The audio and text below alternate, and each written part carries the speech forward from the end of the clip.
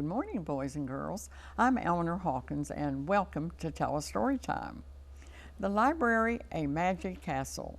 Come to the Magic Castle when you are growing tall.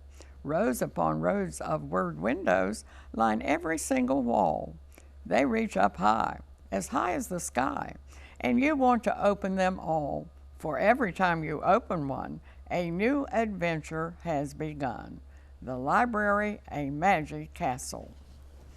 And boys and girls, now that we've had this beautiful snow, we decided to have our snow show today. And we want to open with the story, Frosty the Snowman. Frosty the Snowman came to town one bright, cold winter's day. The first real snow of the winter had fallen the night before. In the morning, out came the children, and they started to roll snowballs. Round and round the snowy yard they rolled the snowballs. Soon they had two fine big ones. Round and round the yard again. There was a little snowball, just the right size for a snowman's head. Billy ran home and brought 2 bits of coal to use for the snowman's eyes. Sally gave him a button nose and a funny corncob pipe. Tommy brought floppy galoshes and a scarf for the snowman, and Joe brought him a pair of old red mittens to wear. Now we need a hat, said Sally and Joe. So they all began to look around. Now Sally found an old cap, but it just didn't look right. Billy found a battered felt hat, but it still didn't seem right. And just then, down the street came the whistling wind, and it blew to their feet a shiny top hat. Oh, just what we need, cried Sally and Joe. It's like magic, said Billy and Tommy.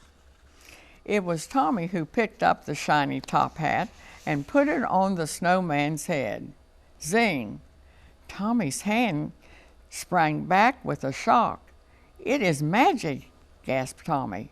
So it is, said a voice, a deep, chuckly voice they had never heard before.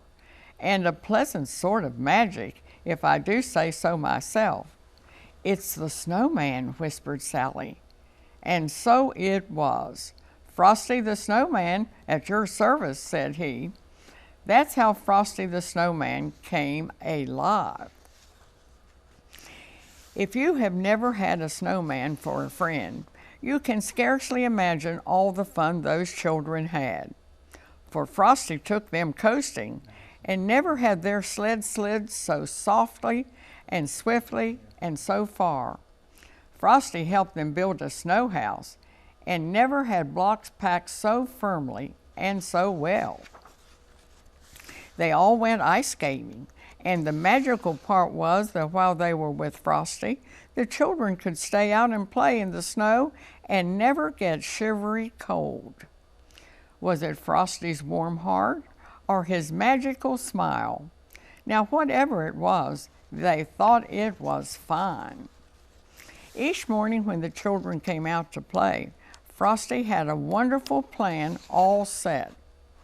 One morning he said, "Let's go shopping today. I've never seen a store, you know." So they all joined hands and away they skipped, off toward town where the shops stood in rows. It was fun showing Frosty all around, for he thought every window was just wonderful. All around the town they led Frosty that day, while the warm, wintry sun shone down. Soon they came to a corner, and around the corner came a warm, gusty wind. Off went Frosty's hat, and away went Frosty after it. Then tweet, tweet, sang the traffic cop's loud whistle, and the children could not follow Frosty because traffic streamed by, buses and trucks and cars. Tweet went the traffic cop's whistle again. The crossing stood empty before them now, but there was not a sign of Frosty to be seen. Only down the street his top hat rolled, all by itself in the melting snow. "Mr. Policeman," the children cried, "where has Frosty the Snowman gone?" "Oh," said the policeman, "Frosty the Snowman has gone away where all snowmen go on a sunny day. But he'll be back at your bidding and call whenever great heaps of snowflakes fall." And boys and girls, we know that he will. And that is the story of Frosty the Snowman. And now stay tuned, and we're going to read from our Big Do You Know book in just a moment.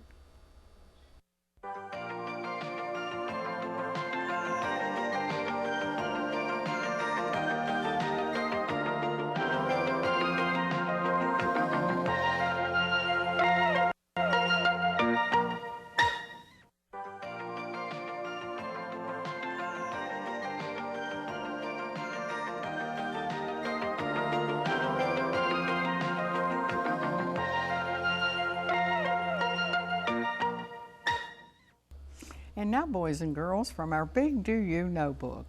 Do you know we have all kinds of precipitation? Do you know precipitation is a word for different forms of water that fall from clouds like rain, snow, hail, and sleet? Do you know rain is liquid water falling in drops that measure more than 2/100 of an inch across? Do you know all about freezing rain, sleet, and snow? Do you know freezing rain is liquid water that freezes as it hits the ground and other surfaces at temperatures below freezing? Do you know sleet is drops of water that freeze in cold air and reach the ground as ice? Do you know snow is ice crystals that form in clouds and fall to the ground? Do you know Wilson A. Bentley was born on February the 9th, 1905 on a farm in Vermont? And do you know for 50 years he developed his technique of microphotography to photograph snowflakes? And do you know in those 50 years he never found any two snowflakes alike? Unbelievable. Do you know when snowflakes fall, in colder air, the snowflakes are fluffier, and the fluffier snowflakes create the deeper snow. Now, if you want to learn more about snowflakes, visit any of the libraries in the Craven, Pamlico, Carteret Regional Library System and check out some books. One is Snowflake Bentley, or Snowflakes by Wilson A. Bentley, the real authority on snowflakes. And now stay tuned, and we'll be back with another story in just a moment.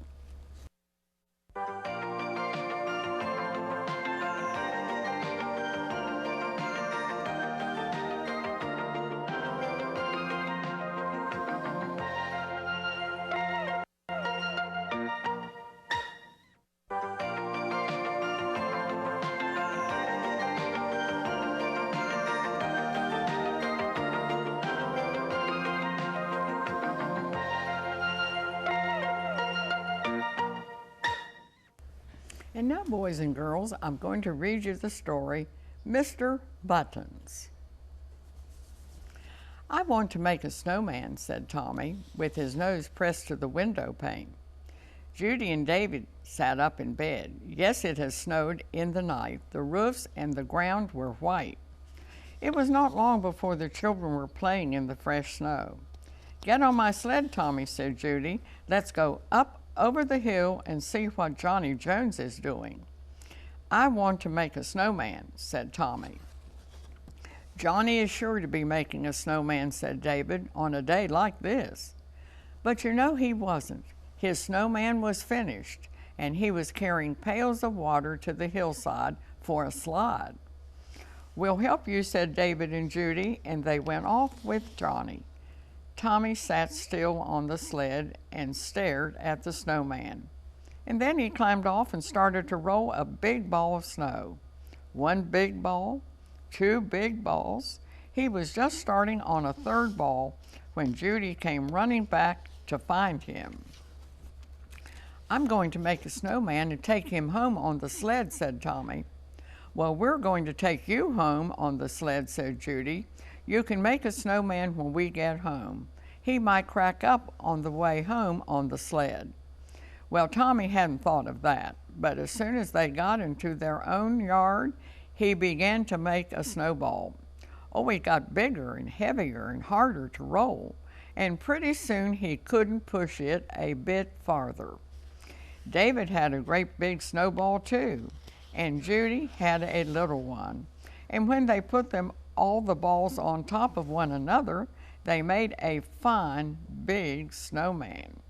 David ran to the attic for an old stovepipe hat. Judy found a broom for the snowman to hold, and Tommy brought a red scarf to keep him warm. Oh, he looks real, doesn't he? Asked Tommy. Later, as they were eating lunch in the kitchen. Now, what would you do if he knocked at the door and asked for some hot soup? And just then there was a knock at the door. Tommy was so excited that he dropped his spoon, but it was only the coal man had come to deliver a load of coal. The children always liked to see the coal going down through the basement window, so they finished their lunch in a hurry and ran out to watch. The coal man had dumped the coal and was moving his truck away from the cellar window. Oh, cried Judy, look out for the snowman, shouted Tommy. But alas, they were too late. The coal truck backed right into the snowman. Tears came to Tommy's eyes. There was the heap of snow on the ground, there was the broken broom, and there was the red scarf, but no snowman and no hat. Well, we'll just have to make another snowman this afternoon, said David quickly. We'll put him in the garden where he'll be safe. Don't cry, Tommy, said the truck driver. Look, here are some big, shiny coal buttons to use in making your new snowman. Well, we'll call him Mr. Buttons, said Tommy, and he began to smile. They used the pieces of the broom handle to make his arms. They tied the red scarf around his neck in a big bow. And where do you suppose they found his hat? In the coal bin. Yes, right on top of the pile of coal. When Judy tied a red ribbon around it, it looked just as good as new. Now, with a carrot for his nose and the shiny black coal buttons on his chest, the snowman was very handsome indeed. That night before Tommy got into bed, he looked out of his window.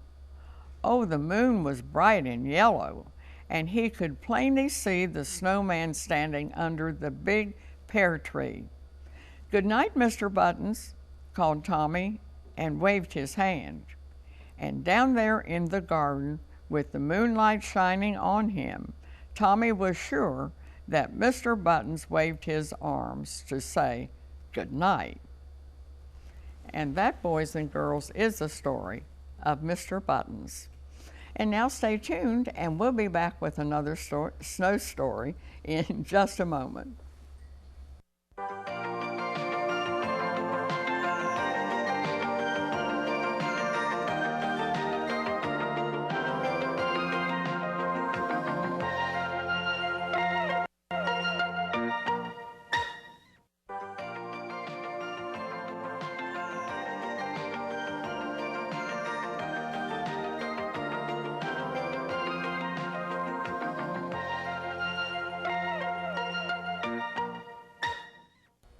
And now, boys and girls, I'm going to read you a very short story. It's entitled The Snowy Day. One winter morning, Peter woke up and looked out the window. Snow had fallen all during the night. It covered everything as far as he could see. After breakfast, he put on his snowsuit and ran outside. The snow was piled up very high along the street to make a path for walking.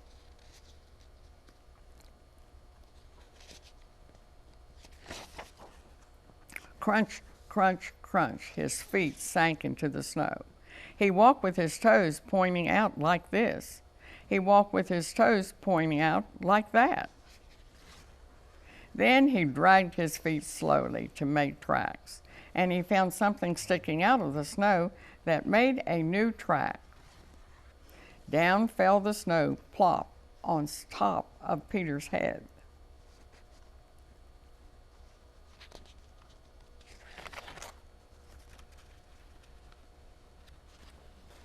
He thought it would be fun to join the big boys in their snowfall fight, but he knew he wasn't old enough, not yet. So he made a smiling snowman, and he made snow angels too. He pretended he was a mountain climber. He climbed up a great big tall heaping mountain of snow and slid all the way down. And my pages are sticking together in this paperback book. He picked up a handful of snow and another and still another. He packed it around and firm and put the snowball in his pocket for tomorrow. And then he went into his warm house. He told his mother all about his adventures while she took off his wet socks.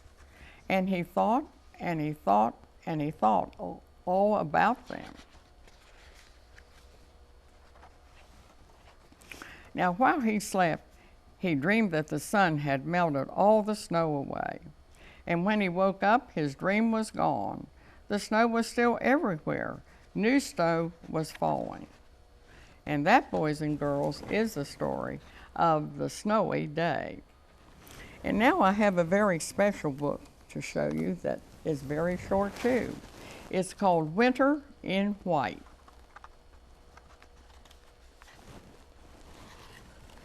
When snowflakes sprinkle, welcoming winter, a silent hush of snowy white, making deep dark forests bright, gliding through a glistening chill, sliding down smooth frosty hills, blanketing trees with downy drifts, bringing peaceful sounds of nature's gifts, a beautiful winter in white. And now, boys and girls, I want to read you something here. Hooray for snow. I'm from West Virginia, and I love snow, and I wish every year for a beautiful snowfall. And you know, my wish came true this year. A big snow lasting like our snows back home in West Virginia. You know, boys and girls, you've been out of school for several days having fun in the snow, dressing up warm in your snow jackets and in your toboggans and your warm mittens and your galoshes. And you've been making snowmen and snow angels and even snow castles. And I know you've been making snowballs and even having snowball fights and going sled riding and, you know, also snow sliding. Now, some of us older ones have been watching the snow fall, and we've been walking a little in the deep snow. And you know, all of us in Cove City have been making delicious snow cream. That is an old tradition in Cove City, and we all enjoy that delicious snow cream. And boys and girls, yes, we finally have had a big snow. And you know, I'm looking forward to another one. And now this book is an unusual book. Hooray for the snow. Hooray for the snow. There's so much to do on a snowy day. A frozen pond is a perfect place to skate. Jenny needs her mother's help to stay up. Up and away goes Wendy on the chairlift. Cliff, she snaps a picture of her cousin sledding. The cable cars take the skiers even higher up the mountain. On the ground below, Peter is on a nature hunt. Down, down, down come the skiers, zooming and tumbling from the top of the mountain. It's time to come inside and warm up. Hot cocoa and cookies for everyone. A snowy day is just the right for hiking or mountain climbing. Goodbye, calls the happy family as a horse-drawn sleigh glides away over the snow. On the hills, Susie and Alex build a roly-poly snowman. Shh, Julie spots something through her binoculars. Look, wild animals are playing in the snow. A deer family grazes in the valley, and mountain goats perch on the mountaintop. Now the snowy day is over. It's time to go home. Hurrah, hurrah for the snow. And this is an unusual see-through book, isn't it? And it's called Hurrah for Snow. And boys and girls, I have a poem here, and it's in an old book that I can almost reach. And it's called White Snow, Bright Snow. And inside, I have a poem that I want to read for you. Softly, gently in the secret night, down from the north come the quiet white, drifting, sifting, silent flight, softly gentle in the secret night. White snow, bright snow, smooth and deep, light snow, night snow, quiet as sleep. Down, down without a sound, down, down to the frozen ground, covering roads and hiding fences, sifting in cracks and filling up trenches. Millions of snowflakes, tiny and light, softly, gently in the secret night. Boys and girls, this is a very old book that was very popular years ago when I first became a librarian. White Snow, Bright Snow is a classic of all the snow picture books. And now, boys and girls, let me remind you to be sure and visit your library sometime during these winter months, every week if you can, to enjoy the summer, enjoy the children's librarian, giving stories and puppet shows and all entertaining things just for you. Mark your new calendar and be sure and remind your parents that you would like to go to any of the libraries in the Craven, Pamlico, Carter Regional Library System and check out some very good books on your very own library card. And now I see it's time for us to close our book of stories, but let me remind you, be sure and remind your parents tonight to have a family reading time together when you can read stories to them and practice your reading and have them read some beautiful stories to you. You know, these are times that will encourage you to read the rest of your life, which is, I hope, one of your New Year's resolutions, to read something you really want to read every day during the year. And boys and girls, I see it's time for us to close our book of stories for this morning, but you know we'll be back next Saturday morning with stories for you. I'll be seeing you then. Until then, bye-bye.